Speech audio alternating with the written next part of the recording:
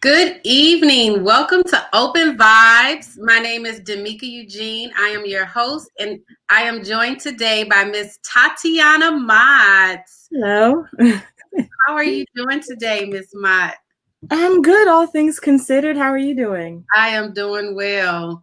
So let's jump right into it and Okay. tell us, who is Miss Tatianna Mott? Ooh, that's a loaded question. Um, First and foremost, I am a child of God. I'm a lover of all things good and holy. I try my best to just spread love while I'm here. We all have a borrowed amount of time, and so my way of doing that is usually through art. So singing, dancing, acting, storytelling, writing, you name it. So yep. Oh, I love it. Absolutely love it. So you've been doing this since you were 3 years old. Yeah, it was just a hobby, something to, my parents were like, let's put you in a little bit of everything. And this was one of the hobbies that kind of stuck with me, performing art. Not sorry. Hold on. Yeah, I'm getting feedback. So sorry. No worries. Okay, so 3 years old, they put you into it was dance or acting? It started out, it was a performing arts school. So it was little dance, singing, acting, all of it together. And then I ended up leaving there when I was 12 and just went into dance class. So from 12 on, there was no more singing, no acting. It was just all dance. So what kind of dance? Everything. My favorite was tap because I didn't necessarily have the dancer's body shape. I always had a little bit more in the back than my, my counterpart. But it tap that didn't matter. Like you didn't have to have a certain body type. You just had to have rhythm, and I had the most of, so I was good. But then I also did a lot of like modern and West African. Okay. Okay, so when did you discover like you had this whole knack for writing? Where did that come? The writing is actually new. I've written things in the past, but I never really published anything or expected anyone to read them. And I actually used to write, people have a journal. I used to have a book of poems. And so my journal, literally every day I would write out my thoughts and they would just rhyme. Nice. So I ended up accidentally writing a song. It's called Cycles. And I released it this year. It was my first, like my debut, attempt at doing a song. Thank you. And it started out as literally, I was writing in my journal and it rhymed. And then a year later, I decided to turn it into a song. I absolutely love it. How are you handling the pandemic? So it's crazy because I actually ended up getting laid off from my most recent job back in December. And so I already had this mindset of, okay, you know what? I'm going to take my career into my own hands. I'm going to work from home. I'm going to create the art that I've been wanting to create. And so I started this podcast. This is all from like January until March. I started a whole podcast, released 27 episodes and, interviewed like 35 people. And then I decided to turn that poem that I had into a song. So I recorded the song for that and then also made a dance video to go along with it. It was just like 3 months of me just going, you know what? I just want to plug these things out. And then once March comes, then I'll try to, go out into the world and see what comes of it. And then the pandemic hit and it was just like, okay, well, these seeds have been sown. Halt. Yeah. But, I feel like everything kind of happens in divine order, and that as traumatizing as a time as this is, I know a lot of people who've lost close loved ones. I actually just came from a funeral this morning, and actually my grandmother passed at the end of March. So it's like I started all of this off with, burying a loved one, and then today burying a loved one. But through it all, I've been just grateful that I'm still here. I'm still healthy. I've been able to put my art out into the world early enough that, here I have you interviewing me, get to meet these awesome new people like you. So yeah. Yes, I love it.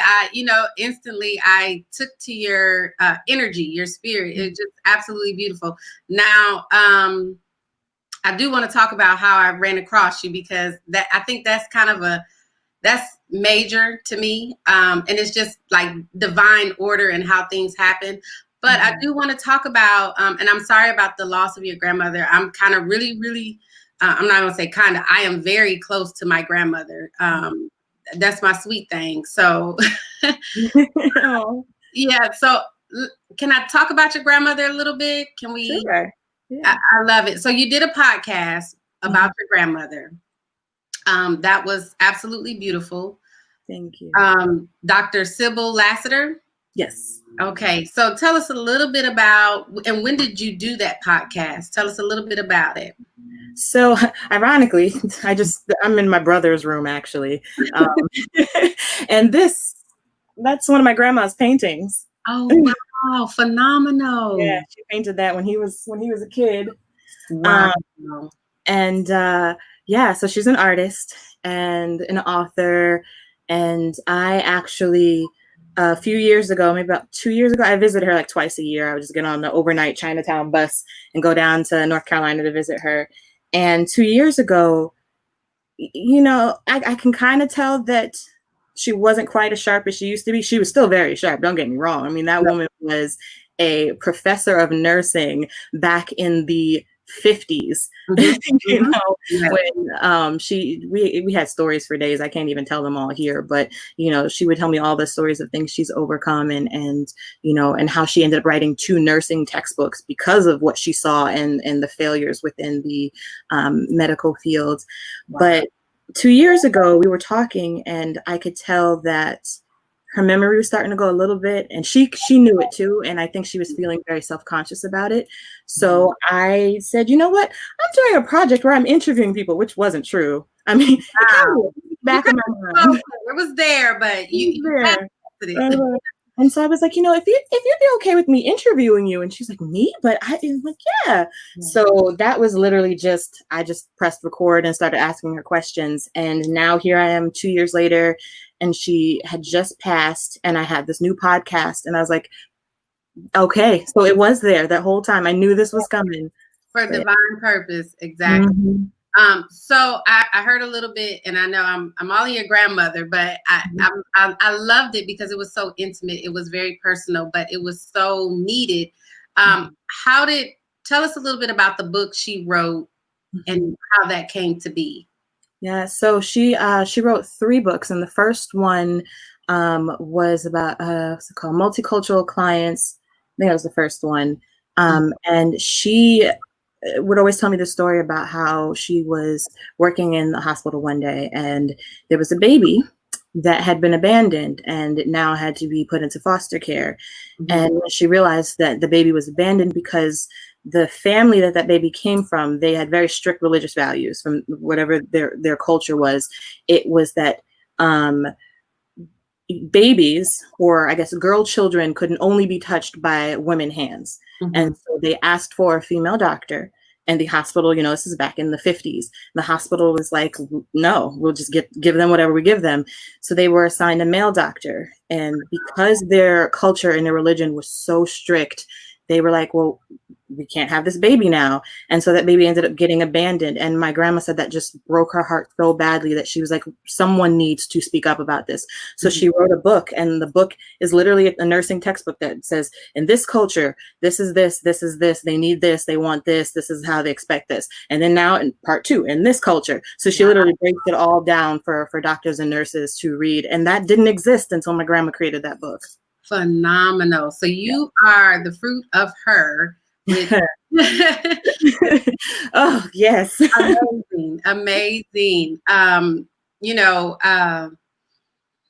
Let's talk about some of the shows you've produced. What have you produced? Share with us a little bit about what you do behind the scenes. So I would say the first production that I fully produced myself was a one-woman show back in 2016 called Turn the World Around, of the same title of the Harry Belafonte song, Turn the World Around, which my grandma used to play all the time when I was a kid. So that was a live cabaret one-woman show. We sold out the duplex in Manhattan, and it was it's crazy. It was just going to be me and a piano, but then divine order, as I started rehearsing and hitting up other friends, it ended up with a full band by accident. Nice. You know, drums, guitar, bass, and they just kind of came in throughout the rehearsal process and were like, I know you said you needed help with this, but like, do you want me to actually just play for you? I'm like, sure. Yeah. And then one of my good friends, Christian King, he's first of all, he's a great singer. So I wanted him to come and sing background vocals, but he also does amazing, amazing impressions. I think right now he's mostly known for his Denzel impression, but also his phenomenal Barack Obama impression. Oh, so, I know exactly who you're talking. Does he have a show on Netflix? He doesn't, but you know what? Go ahead, keep speaking that to existence. Well, he does have a show on Netflix. No, but look out for him, Christian King. Okay.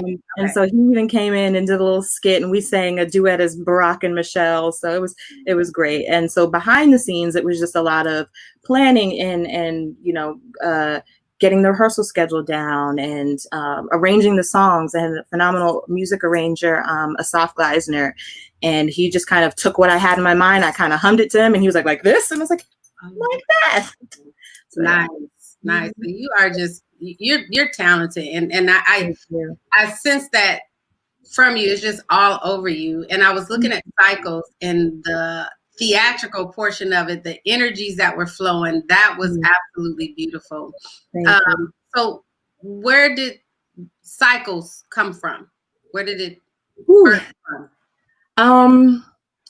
So that's also another very loaded question. I told this story for the first time in my podcast when I debuted the song, but I had been sexually assaulted by someone very close to me about 5 years ago. And I knew this person I've known this person since I was like a baby. So I've known this person for a long time. And I knew that they were struggling with some things, and I had already been in therapy for my own reasons. And I kept trying to, nudge like, hey, you sure you don't want to try this therapy thing instead of drinking all that? No? Okay. And so I knew that he was very broken. But I'm, judgment-free zone. Like, you can tell me anything. I'm here for you. I don't judge people. And I probably should have judged him, or at least put up some barriers. And so after he did what he did to me, it was more of like, I just felt bad for him. I was just like, I hope and pray that you never do this to anyone else again, but I'm not going to do it. I'm not going to let you break me the way other people broke you, and I'm not going to perpetuate the cycle. So I wrote in my journal, and it turned out that it was a song. So I ended up deciding, since I started the podcast and everybody was being so open and vulnerable with me and telling me their deepest, darkest secrets, I was like, okay, I can't keep mine hidden. And so I decided to go public with Cycles, and the dance video that went along with it was more so just because I love dance. And I'm very visual. So I saw the lyrics in my head as a dance before I heard them as a song. So I was like, I gotta do this as a dance. And I ended up finding a bunch of dancers online. Wow. So most of the women that I encounter and I to, and and I've also lived through it myself, they are victims of sexual assault in some way, shape, or form, and it is something that really hit our community very, very hard, and I thank you for being open and honest about that, because that's an area that we really, as a community, we're going to have to dig deeper into, and the level of forgiveness behind actually, first off, processing that and getting through that, and then being able to, project the energy of forgiveness. How did you cope with that? How did you deal with that? Because I heard you say you actually felt sorry for him, but to feel sorry for him, you had to still be vulnerable in a way and open your heart. So, I definitely was angry. I never expressed that anger to him because I just cut him off after that. We have never spoken in person since then. But my anger was more I felt betrayed, that I felt like, I knew you were capable of this because I knew how broken you were, but I didn't think, you always think you're the safe one, like, And you talk about women who have been sexually assaulted, but I think we also, it's like this dirty little secret that a lot of our men have been sexually assaulted, and that was his situation. I knew that he had, quote unquote, lost his virginity when he was 12 to a woman who was 25, and I was like, that's not okay. You okay with that? And he was like, yeah, because I'm and the same thing that we're seeing it still now with certain pop culture references, where it's this notion that a boy becomes a man or should be like a man and should be able to get women and this and that. But he was a boy, and it messed him up. And I knew it messed him up. He didn't know it though, but he was an alcoholic. He would drink all the time. And I was like, that's because you're not dealing with things that you didn't know how to deal with because you were too young to process them. And so when he took that out on other women, and once again, this is why I call people out now. I turned a blind eye. I was like, I'm not judging you, until he did it to me. And so I really think that we need to understand that everybody is dealing with something, and that we are those people, those broken people that we can see and we can condemn, and we be like, oh, R. Kelly, he's so terrible. I'm like, yeah, he is terrible because no one in his corner helped him get counseling. They were all enablers. They all turned him. You can go one way or the other. You can go and get counseling and get the help and heal and forgive and do better, or you can go the other route and you can continue to be a predator and destroy other people's lives and keep the cycle going. Yes. And I see that happening with him in pop culture. I see that happening with some other references that came out recently, and I saw that happening with my perpetrator, and I was just like, I'm going this way. Yes. Okay. So that was one of my questions, but I can sense that you're very sensitive to energies around you. Mm-hmm. And we have high energies, low energies, and when you see someone with a low frequency, how do you handle it? But like you said, now, I decide I go the other way. Mm-hmm. When did you discover that your frequency was high and you were very sensitive to energies? How old were you when you discovered that? I probably didn't discover that until recently, actually. Mm-hmm. I think I always just had good intuition, but I never listened to it. I had a lot of those, I knew it. I knew I should have, I could have. And I think it wasn't until, I would say, with the incident with him was like a big one, because I saw all the red flags. I knew I should have avoided that situation much sooner.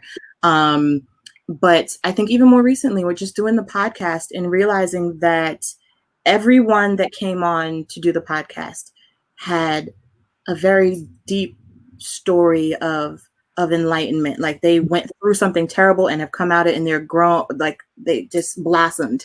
Yes. And these are all friends of mine. So it made me really realize that, like, I surround myself with some dope people. How did that happen? And I'm like, clearly that's the energy I'm attracting, and that if I sense something that's not that, I must avoid it. Yes, definitely. Nice. So, so your divine assignment, what is that? What is the overall divine assignment for you? That is a good question that I wish I knew the answer to, but I think I do. I think my divine assignment is to think with an open heart and an open mind, and in doing so, to hopefully encourage other people to do the same. Nice. So share a time with us that you had a decision to make, and it wasn't the popular choice, but you knew it was straight from God. Oh gosh, I feel like I probably have a lot. Like majoring in theater, going to Duke University, and racking up $100,000 worth of student loans. No, that probably wasn't the best decision. Well, we all are guilty of these student loans. Girl. I feel like if I could go back and do it differently, I probably, would have applied for some scholarships or, figured that out. But, first deciding to major in theater, that was not anyone's plan. Especially I was valedictorian of my high school. So it was like, oh, you're going to, I forget. I sometimes forget that I used to be like, that's major. That's huge. Yeah. And how many were in your high school? In our graduating class, I think we had like, it was a big school. I think we had like 750 in our graduating class. I love it. I love it. That's major. Okay, so back to your assignment. So everybody just kind of assumed that, okay, you know, well, Tati's smart. Tati's going to go on to an Ivy League school and she's going to like work in this like big fancy corporate job and make a lot of money. And I started off on that path, which is how I ended up in Duke. But then I got there and I was just like, the only thing I've really, really enjoyed in life was when I started out in that musical theater class when I was 3. I was like, that's the kind of stuff I like. And even through high school, you know, I sang at the end of my graduation speech. I sang Trey Songz, Gotta Go. It's time for us to leave, but we gotta go right now. Like, so I was always there. And I just kind of threw caution to the wind and was like, you know what? I don't want to major in math. I want to major in theater. I want to take theater classes and get better and hone that craft and learn how to tell a story the correct way and maybe have a career in that. So. Yes. Okay. So after college, where did that lead you? So then I ended up I got a couple of scholarships for continued education in the arts. And so I used them to go to this conservatory here in New York called the Michael Howard Studios, and studied some more there for about a year. And then after that, just hit the ground running and auditioning and learning as I went. And it took me about 5 years, but I ended up getting my equity card. So I'm officially a union member. Got my equity card. Thank you. Let's make sure if people don't know, to an actress, an actor, that is huge. Right. Especially after grinding. Waking up at 3 a.m, taking the Long Island Railroad into the city, waiting outside like this. Like, did you sign up on, is there a non-equity list yet? Yeah. So, but the craziest thing is that after I got my equity card, that's when everything just came to a screeching halt. I did not book anything else after that. All of the work I had put in for the last 5 years at all these non-union theaters, they started calling me in like, hey, you auditioned for us 2 years ago. We would love to bring you in. But I'm equity now. And they're like, oh, sorry. So that's when I decided, all right, I gotta veer off and go back to that whole use this Duke degree I got. So when did you get into producing? You know, you did your first project. Yeah, so that first project in 2016, that was my first one because when I decided to get back into the corporate path, I ended up working as a receptionist at a hedge fund and eventually got promoted to executive assistant and then got promoted to executive assistant again and again, but just with 20 million people. You know how it goes. But the whole point of me getting that job was because I knew that, all right, if the stories aren't coming to me, I need to go to the stories. I need to create the stories. I need to figure out a way to be in a position where I can tell my own stories. And so I said, I need money. I need to get a real job, and save up my money and produce my own works. So it took me about a year and a half at that job. But I had enough money to then, you know, pay for the space, pay for people to produce it with me. And yeah, that's where the producing came about. 2016, put on that first show. Love it. So how do you stay disciplined in that and focus? Because sometimes, you know, when it's coming out of your own pocket, it can get a little discouraging and things like that. So how do you stay focused with that? I think for me, I'm just very goal driven. So I don't believe that anything's impossible. I see it before it makes sense to me. I saw the podcast happening before it made sense. I saw the shows happening. Like right now, I think for me, the hardest part about life, or the thing that I struggled with the most, was knowing that these things were coming, but not being able to figure out how to get there. And so like I would be depressed sometimes. I suffered from depression for a little while, hence why I was seeing a therapist and kind of still seeing one when I have insurance. But yeah, it was just like, I know it's coming, so I need to do a little bit of something every day to get there, whether that's, you know, reaching out to someone on Instagram just to like say hi, because I feel like you got a story to tell, you're going through something, I just want to make sure you're okay. It's coming from a genuine place. It's not like I want to use you for something. It's just like, you know what, there's something about you, I just feel like I need to talk to you. And so I talk to that person, then we become friends. And then eventually years later, I find out that right now I have a birthday show coming up in 2 days with someone who has the same birthday as me, who is now one of my best friends. And I met her at an open mic that I was producing. And I was just like, you know what? You seem dope. We should be friends. Okay, so tell us about the show. Tell us how that came about. I used to host an open mic. So that was the second thing I produced. After producing my one-woman show in 2016, I produced an open mic at a Black-owned restaurant in Hell's Kitchen in 2018. And we packed the house most nights if it wasn't raining. And I only had to finish it, or only had to end that, because it was becoming too much of a financial undertaking. And I was really at that point, like, I needed to leave that job that I had that was paying for it.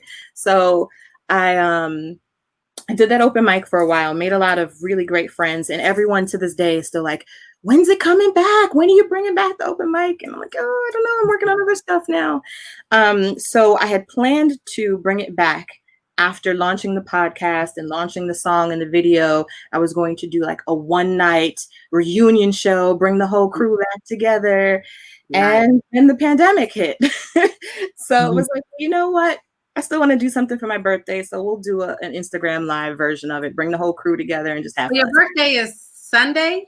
Yes, May 31st. Oh, wow. What a beautiful date. So the show is going to be open mic, and everybody who can get on. How does that work? It'll be on my Instagram live. So my IG page is at Tatianna Mott. So you can go on there. And my co-host is my homegirl, Burgundy Williams. She was on the X Factor UK. And she, her Instagram is at Berg is here, BURG is here. So if you follow either of us, you can just hop on, and we'll be going live at 7 p.m. on Sunday. Oh, wow. Very nice. Very nice. I'm excited about that. Me too. I think for me too, it's not just going to be music, because part of the whole thing with open mic is that there was a space for people to just get in and tell testimonies if they just had a story on their heart they wanted to tell. A lot of the songs had themes. So it was like a mental health theme for 1 week. So like we sang All Right by Lettucey, and Ain't No Stopping Us Now. Like, there was a theme to it all. So I feel like, especially with this week, with so much going on, we're definitely going to add in some healing songs and some time for just people to just get on and vent their frustration, but in a positive way. Like, get it off your chest, and then figure out how we're gonna heal from that now. So if I shoot you over my poem, would you read it? And read it yourself. I want to hear you read it. Oh, well, it kept me up the other night, and I had to write it and get it off my heart because of what we're experiencing and what we're going through, and we're going through it. I know some people say we're together, we're not together.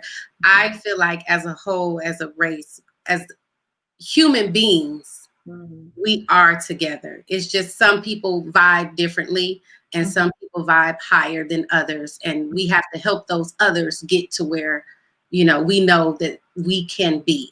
Amen. So, overall, but I do support my strong Black men.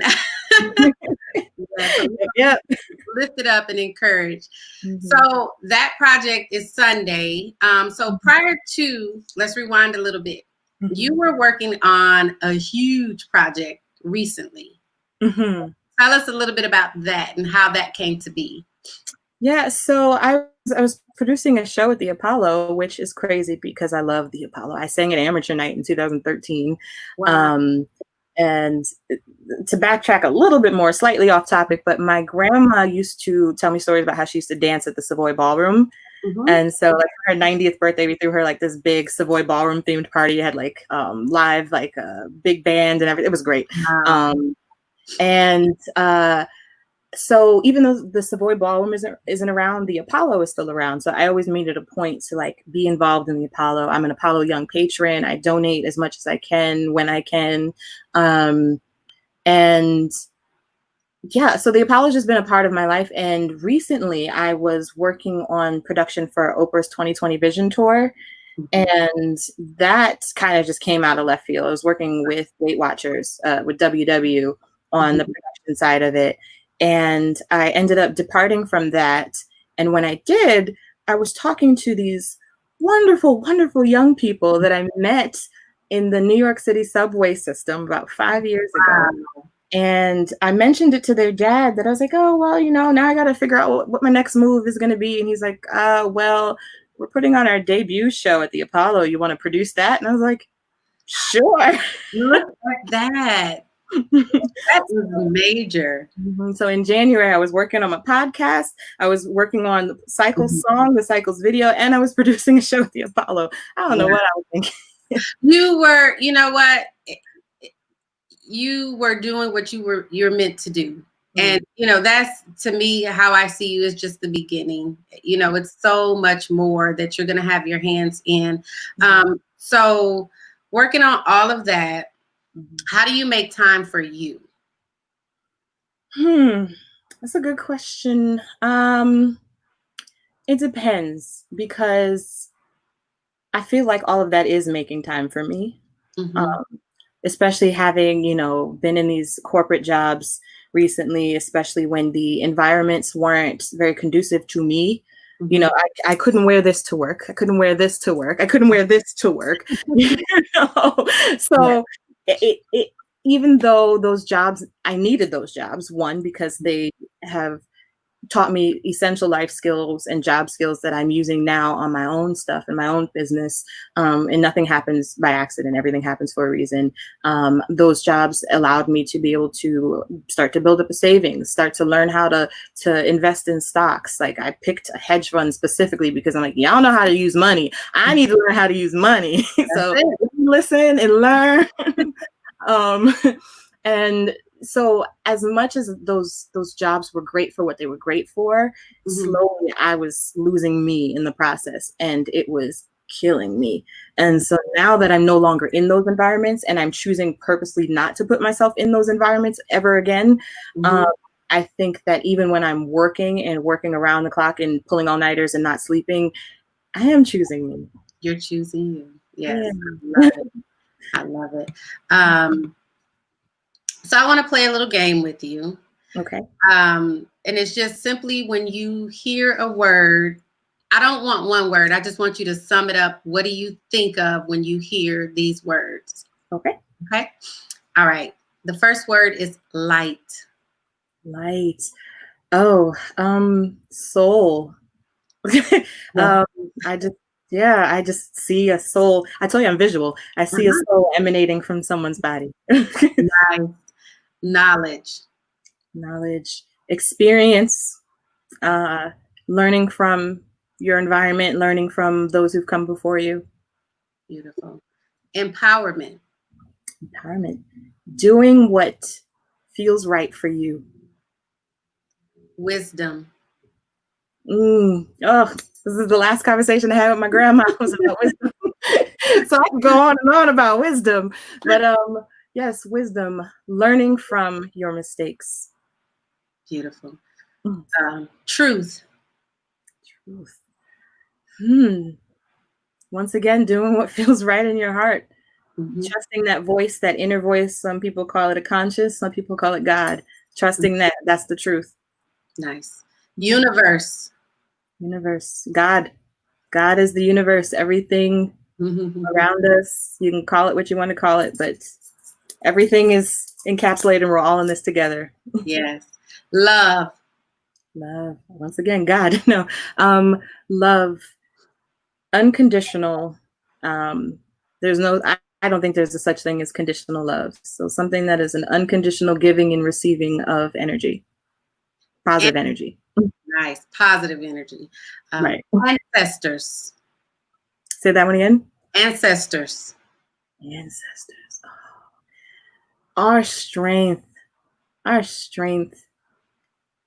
Yeah. Beautiful. And last but not least, consciousness. Keeping your eyes and ears and heart open to that truth, that light, that universe, that love, those ancestors, all of those things that were put here to guide us, or actually they were here before we were here. We were put here to be guided by them. So allowing yourself to be open to them and to be open to other perspectives that you may not always be right. And that's okay. Nice. I love it.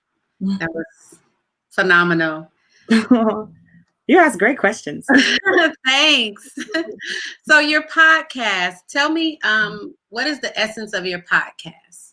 So my podcast is a bit of a spin-off from the open mic, in the sense that, I was mentioning we had different themes for each week. And so the podcast, I had the idea of creating themes. So each week had a different theme, and each theme had 3 episodes. So I wanted to keep that music element, because that's where I come from. I come from the arts, and most of my friends that were going to speak on it were musicians. And I am everyone's biggest cheerleader. Like, if you are a good person and you put out good product and you're creating something you're passionate about, I'm going to be just as passionate about it, and I'm going to make sure everybody else knows about it. Yeah. So I wanted to use that platform as a way to also big up my friends and be like, oh, and you should listen to their song.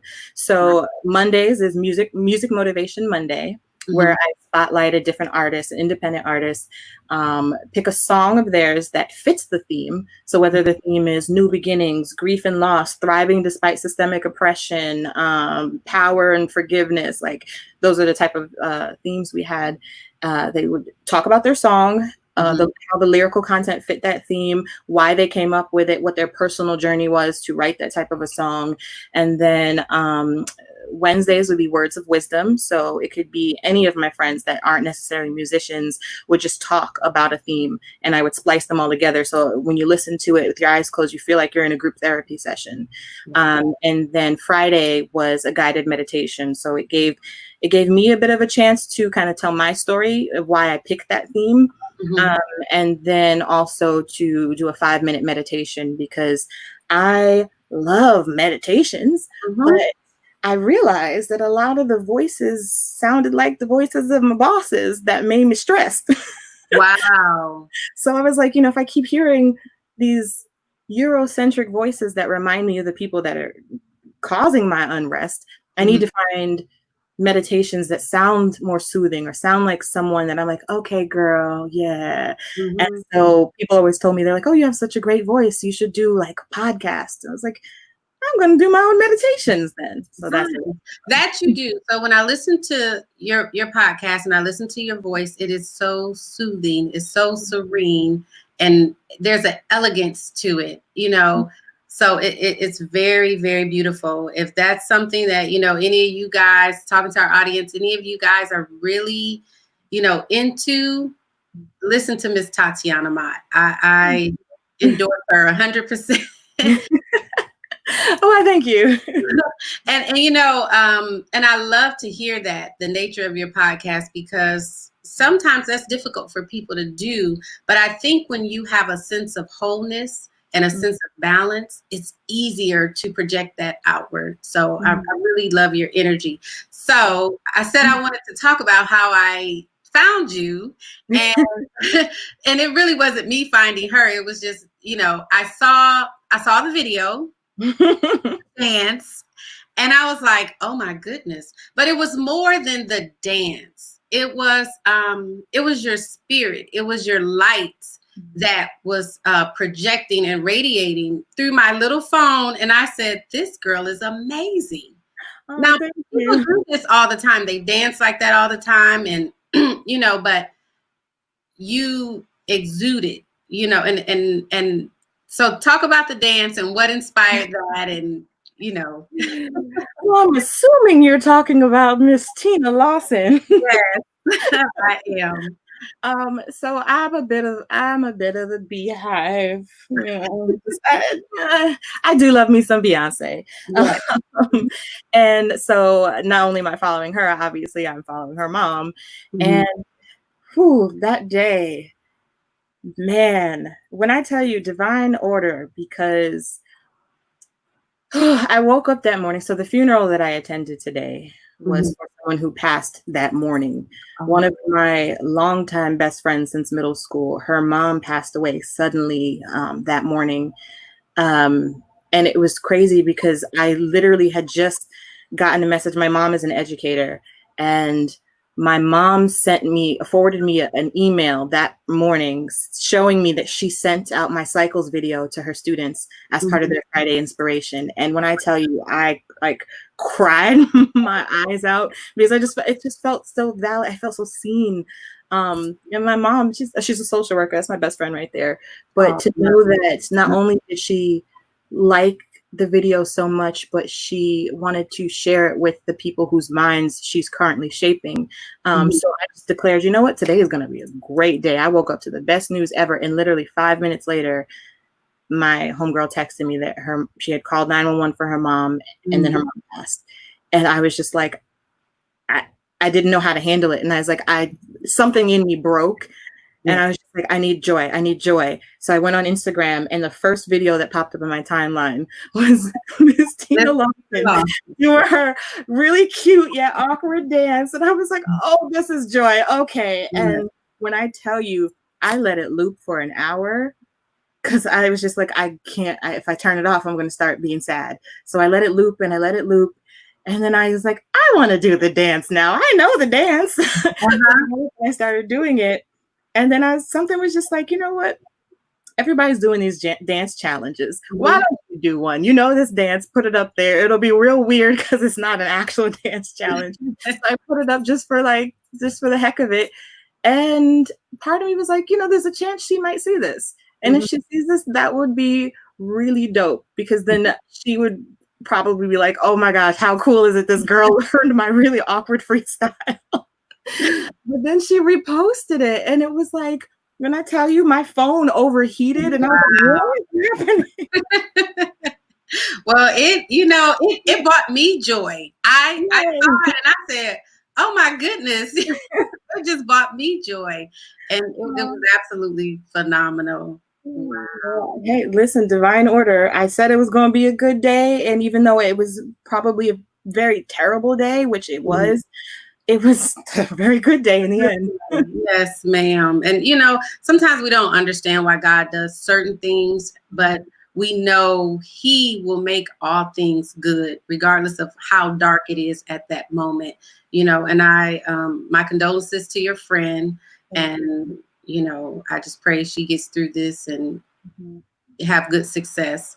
So, but, you are, and someone commented, Tatianna is an amazing woman. You are an amazing woman. And my sister's enjoying the interview, and and my mom's on here. Everybody jumped in and watched. So I appreciate the love and support. If you guys have any questions for Miss Tatianna, she is available right now to take some questions. Questions. I just want to say you're an amazing woman too, because when you slid in my DMs, I was so confused. I have been so used to interviewing people between the podcast and the griot. I've been interviewing people, and so when you said, "Are you available for an interview?" I was like looking at your page, like, okay, so I'm going to interview her. I was like, is this for the griot or is it for the podcast? So when I wrote back to you, like, wait, what do you mean? No, interview you. And you were like, me, like, I'm so used to interviewing other people, but this is something new for me. I'm so enjoying it. I'm loving. You're great at it. You really are. Oh, well, thank you. I appreciate it, because it was a fear at first, but I said, just jump in and do it. And once you do it, it starts to come to life for you. So I am enjoying the journey of all of this. I just feel like the people that God leads me to, it's for purpose, on purpose. And, it's just been a beautiful thing. My mom asks, what day is her meditation podcast? It is on Friday. And you can tell them again how to get to the podcast. Yes. So it's called Take Each Moment Podcast. And you can actually go to takeeachmoment.com, and all 27 episodes are there right now of season 1. So season 1 is completely finished already. So you can binge listen to them if you want. You can pick and choose which ones you want. I'm going to probably do a season 2 sometime soon, but I need to figure out what's going on with this pandemic first and get my life in order. And then I'll eventually start to try to, plan out and record season 2. So if you have any suggestions on what you want to hear, let me know. So where did the name come from? So interesting. The name, so my middle name starts with an E. I probably shouldn't put my government out there, but my middle name starts with an E. So my initials are TEM. And I originally was going to call my business that I was creating, my production company, I was going to call it TEM. But I was like, but that doesn't really flow well because the T flows into the E. And so I grew up in this church called Unity. And at the end of every service, we sing the peace song, which, let there be peace on earth and let it begin with it. And so there's a lyric in there, and make this solemn vow to take each moment and live each moment in peace eternally. Let there be peace on earth and let it begin with me. And so I was just singing the song one day, and I was like, take each moment, like stop, be still, take this moment to meditate, to think, like, okay, that's my brand. Let's do that. And then I was like, wait, TEM, take each one. Yes! It flows. I love it. So you. It's divine for you. Right. Wow. I didn't even know what I was going to do with it. There was no podcast in the works. I just wanted to create a brand because I knew eventually I was going to do my own thing. Isn't that something? It's there, and you just have to walk into it. Let the doors open as you walk, take the steps, take the initiative, and the drive. I love it. This has so been my honor and my pleasure. So if and I always say, I'm gonna always say this. This is for my mom. This is her favorite part. 5 fun facts about Tatianna. 5 fun facts. Ooh, okay. I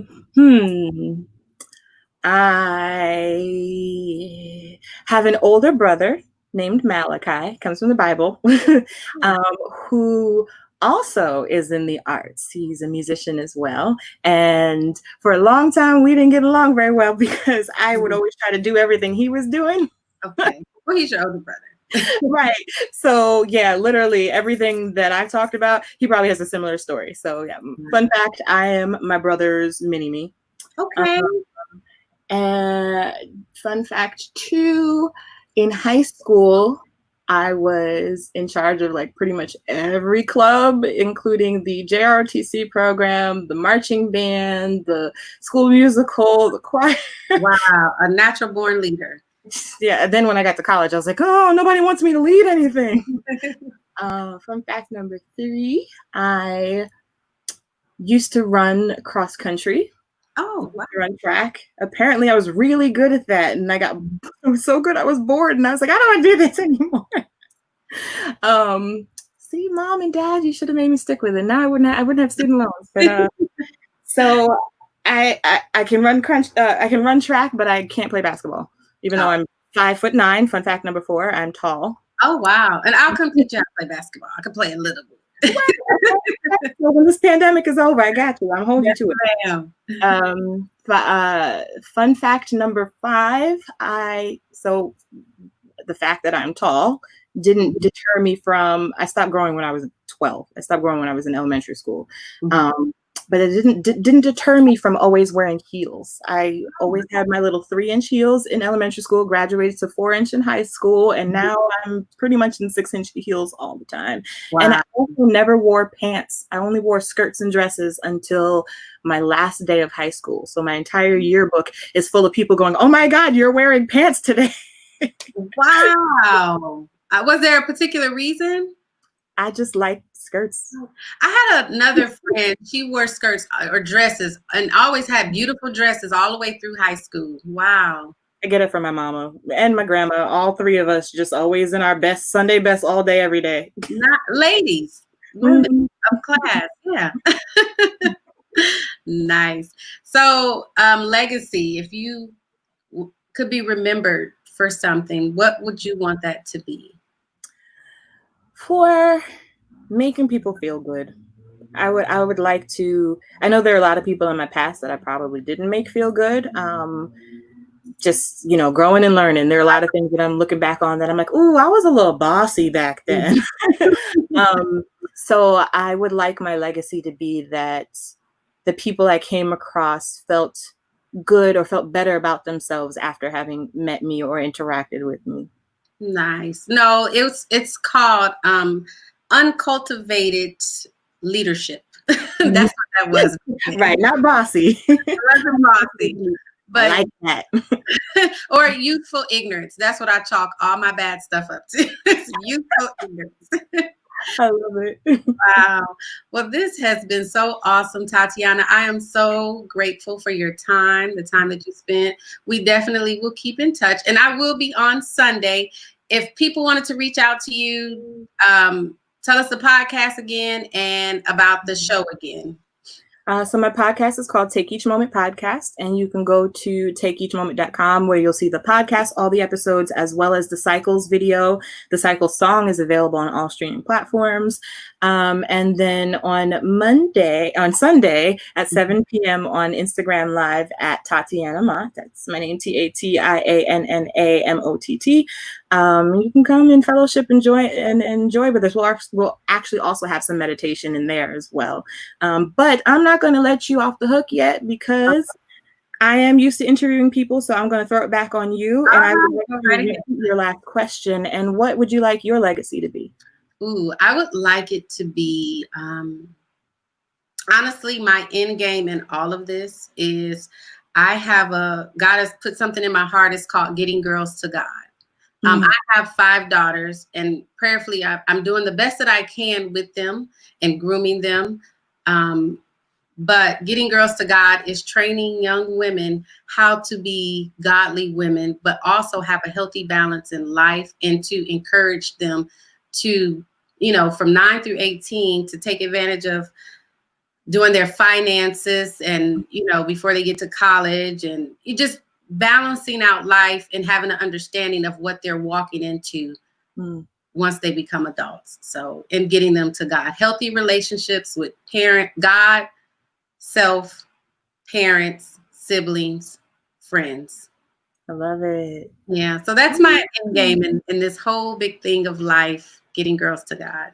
Do you have that? Is that like a brand name that you're already going to use? Yes, it's 3G. It's actually very conceptual right now. It's, I haven't birthed the whole baby yet, but it's being manifested, and I'm just believing God for it one day. The whole, and I see it being huge and global. Nice. Well, if you ever need help with marketing, branding, all of that, got you. I will need all of that. So I appreciate it. Anytime. Thank you. This is fun. We'll have to definitely do this again. So, yes, ma'am. Take care. Right. And to your mom and sisters, I say hi. All right. I'll see you Sunday, though. I'll be on. Yay. I look forward to it. Yes, ma'am. Be blessed. You too. All right. Thank you guys for joining us on Open Vibes. It has been our pleasure, and you have a great evening. You too.